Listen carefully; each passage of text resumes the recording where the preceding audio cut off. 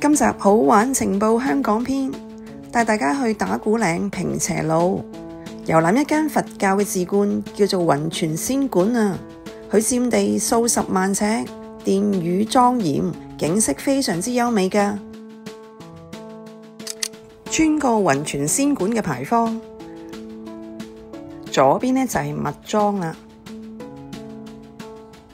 而前方就會見到3個高高大大嘅福祿壽像啊。而右邊呢就係財神殿，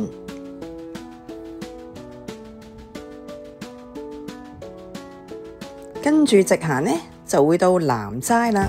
呢處係俾食客用膳嘅地方嚟噶。嗰日呢係2月12號，雲泉素食家呢淨係提供呢張餐單咋。最終我哋就揀咗2個2人餐。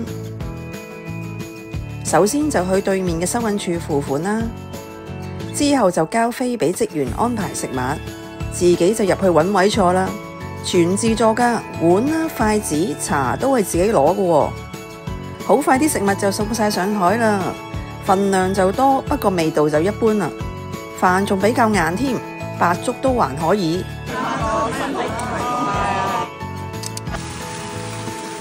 食完齋，大家不妨周圍打下卡參觀下。你睇下呢度整咗條金龍啊，下面仲圍住好多盆菊花添，而後方呢有一幅《道德經》碑文，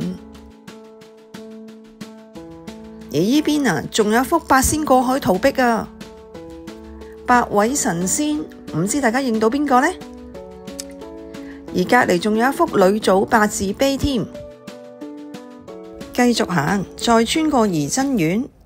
前面呢就係樓高2層嘅崇仙堂啊。好，前面直去就係太歲殿啦 ，Let's go！ 到太歲殿啦，哇，都好多善信排緊隊買供神嘅物品喎。有咩心願啊？呢位老少平安，心想事成，天降橫財同埋身體健康。好。我哋都有帶祭品嚟祈福噶，哇！你睇全張台都滿晒啊！攝完太歲之後啊，亦可以參觀埋後院嘅讚化宮啦、西齋、東齋、鼓樓，同埋對面嘅鐘樓啊。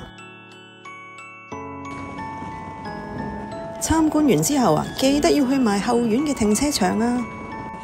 嗰處有個小型嘅市集，個市集啊賣嘅有當地村民種植嘅菜啦、瓜果、乾果、湯包啊。而再跟箭咀方向行啊，會揾到一大片士多啤梨園噶。嗰處啊免收入場費，士多啤梨呢係按磅計算。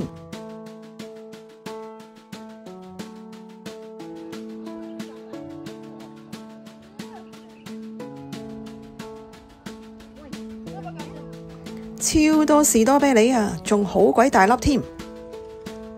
喜歡今集嘅話，記得讚好、留言同埋將條片分享俾其他朋友啊！而仍未訂閱嘅話，就快啲嚟訂閱美魔女遊天下啦！拜拜。